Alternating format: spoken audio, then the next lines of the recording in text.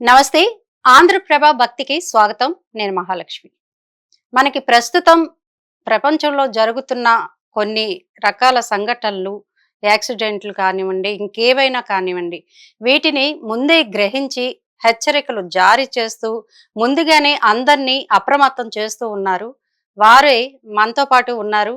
వారే దశ మహావిద్యల సిద్ధ గురువు శ్రీ శ్రీ శ్రీ నిత్య విద్యానంద భారతీ స్వామి మనతో పాటు ఉన్నారు.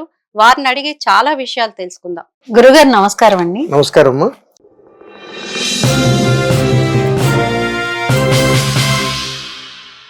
మీరు వచ్చినప్పుడు మాకు ఒకటే గుర్తొస్తూ ఉంటుంది. 2025లోనే మీరు చెప్పారు ఏమి యాక్సిడెంట్లు జరగబోతున్నాయి, క్లియర్ గా చెప్పారు.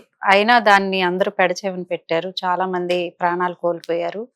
మరి 2025తో పోలిస్తే 2026 సంవత్సరం ఎలా ఉండబోతుంది, ఎలాంటి ప్రమాదాలు ఉంచుకొస్తున్నాయి, వీటి నుంచి మనం ఎలా కాపాడుకోవాలి, నివారణ మార్గాలు ఏమైనా ఉన్నాయా? తప్పనిసరిగా తల్లి, ముందుగా ప్రేక్షక మహాశయులందరికీ కూడా మా యొక్క శుభాశీస్సులు తెలియజేస్తున్నాను. 2025 సంవత్సరంలో జరిగినటువంటి ప్రమాదాలు వీటన్నింటినీ కూడా ముందుగానే తెలియజేయడం జరిగింది.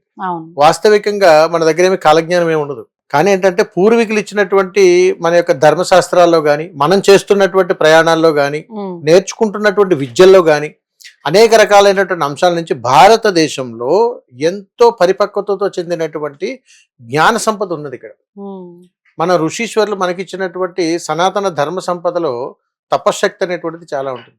వీటిలో అనేక మంది పరంపరలో వస్తున్నటువంటి విధానాల్లో ఉన్నటువంటి వాళ్ళు.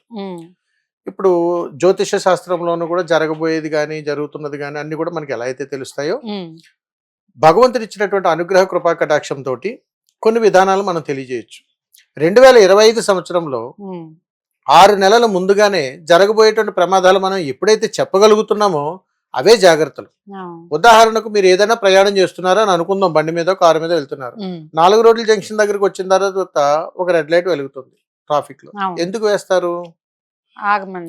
అంటే 4 రోడ్లు కూడా ప్రమాదాలు జరిగేటువంటి అవకాశాలు ఉన్నాయి అని చెప్పి హెచ్చరిక. అది కూడా వినకుండా మనం ముందుకు వెళ్ళిపోతున్నాం అనుకోండి, ప్రమాదాలు జరుగుతాయి. అంటే దీనికి ఏదైనా ప్రత్యామ్నాయం ఉన్నదా అని మీరు అడిగితే ఏ ప్రత్యామ్నాయాలు ఉండవు. జాగ్రత్తలు తీసుకోవాలి సుమా అని చెబుతుంటాం. అందుకని 2025 సంవత్సరంలో ఫ్లైట్ యాక్సిడెంట్ అయింది. అలాగే బస్సులు, ప్రయాణం చేసే బస్సులు, పుణ్యక్షేత్రాలకు వెళ్ళేటువంటి బస్సులు ప్రమాదానికి గురవుతాయని చెప్పాము. అదేవిధంగా ఫ్లైట్ యాక్సిడెంట్ చెప్పడం జరిగింది, రైలు యాక్సిడెంట్లు చెప్పడం జరిగింది. ప్రతిదీ ప్రమాదం. ఆఖరి మీరు గమనించండి, నవంబర్ నెలలో మీకు స్కూల్ పిల్లల ప్రమాదం కూడా జరగబోతా ఉందని చెప్పేసి ముందుగానే చెప్పడం జరిగింది. దానికి పర్యవసానం నిన్న జరిగినటువంటి స్కూల్ పిల్లల బస్సు ప్రమాదాలు. ఇంకొకటి కూడా చెప్తున్నా మీకు, 2026లో జనవరి మాసంలో ఈ నెలాఖరికి ఫిబ్రవరి 2వ వారంలో కూడా మళ్ళీ స్కూల్ పిల్లల బస్సు ప్రమాదానికి గురే అవకాశాలు ఉన్నాయి. ఇది కూడా ఆంధ్ర తెలంగాణలోనే మాత్రమే జరుగుద్ది. అంత భయంకరమైనటువంటి పరిస్థితుల్లో మనం ఉంటున్నాం తల్లి. రెండవది, ఇంకా ఏదైనా జరగబోతాయంటే మరొకసారి ఫ్లైట్ యాక్సిడెంట్ జరిగే అవకాశాలు ఉన్నాయి. ఒక 4 నెలల్లో ఒక రైలు ప్రమాదం కూడా జరగబోతా ఉంది. కొన్ని జీవాలు, ఆవులు, గేదెలు, మేకలు, ఇవన్నీ రైలు ప్రమాదంలో మరణించేటువంటి అవకాశాలు కూడా ఉన్నాయి. ఇవన్నీ ఈ 3-4 నెలల్లో జరగబోతా ఉన్నాయి. అంటే ముందుగానే మనకి హెచ్చరిక, జాగ్రత్తగా ఉండండి. వీటిని మనం ఏదైనా నివారణ చేద్దామా, ఏదైనా ఆపుదామా, ఏదైనా ప్రమాదాలా అంటే తల్లి, వాస్తవికంగా స్కూల్ పిల్లల బస్సు తీసుకుంటున్నప్పుడు, ఇది ప్రమాదాలు జరుగుతున్నప్పుడు మేము ఇచ్చినటువంటి హెచ్చరికల్లో తల్లిదండ్రుల యొక్క పాత్ర కూడా ఉంటుంది.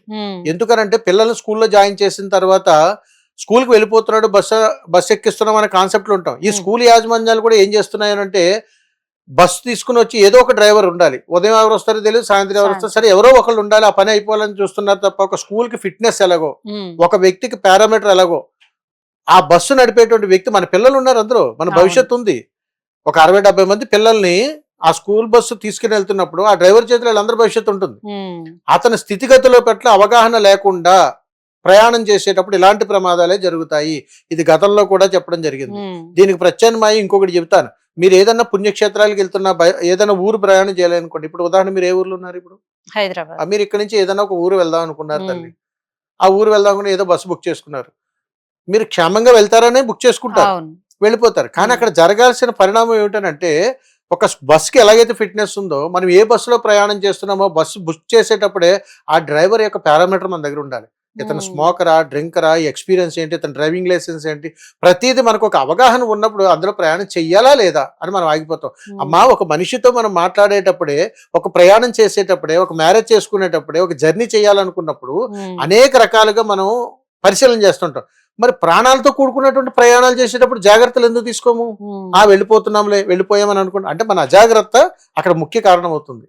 అందుకని ఏంటంటే జరగబోయేటువంటి ఉపద్రవాలను తప్పించుకోవటానికి మనం కొన్ని జాగ్రత్తలు తీసుకోవాలని ఉంటుంది తల్లి. అందులోనే ముఖ్యమైనటువంటివి ఇవి.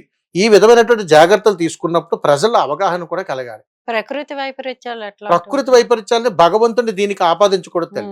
ఎందుకనంటే ఇప్పుడు మీరు బండి మీద వెళ్తున్నారు, మీకు యాక్సిడెంట్ అయిందంటే మీ తప్పిదం అది.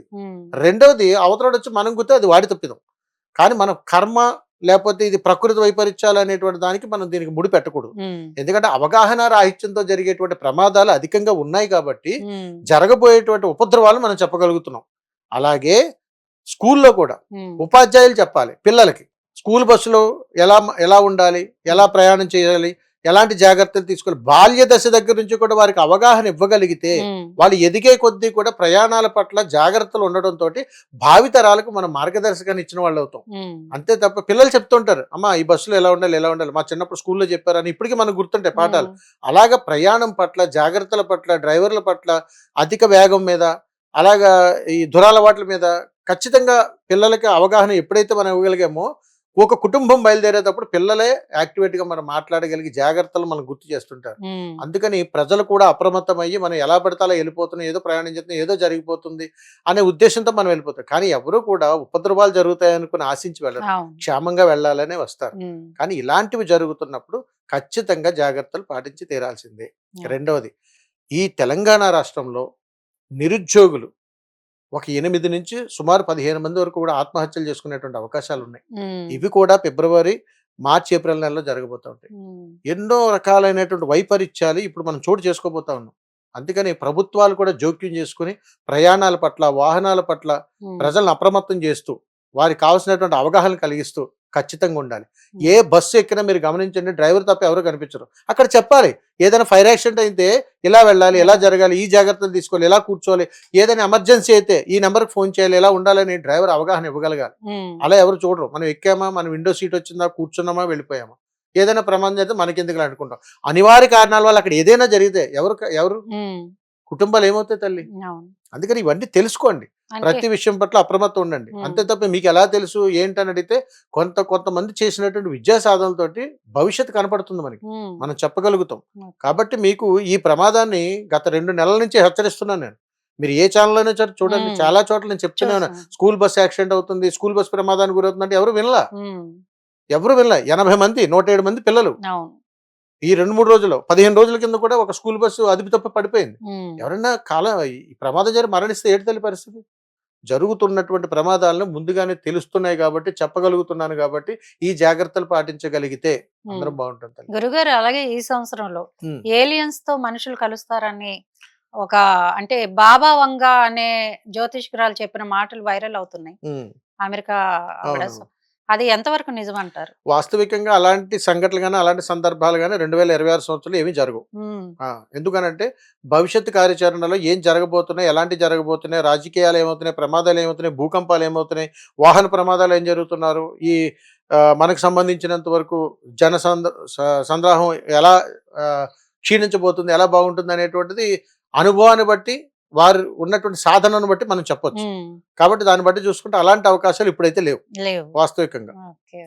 మొత్తానికైతే 2026 ఎలా ఉండబోతుందో ఒక మాటలో చెప్పేశారు. చాలా చక్కటి విశ్లేషణ ఇచ్చారు గురుగారు. నమస్కారం. శుభం తల్లి, నమస్కారం.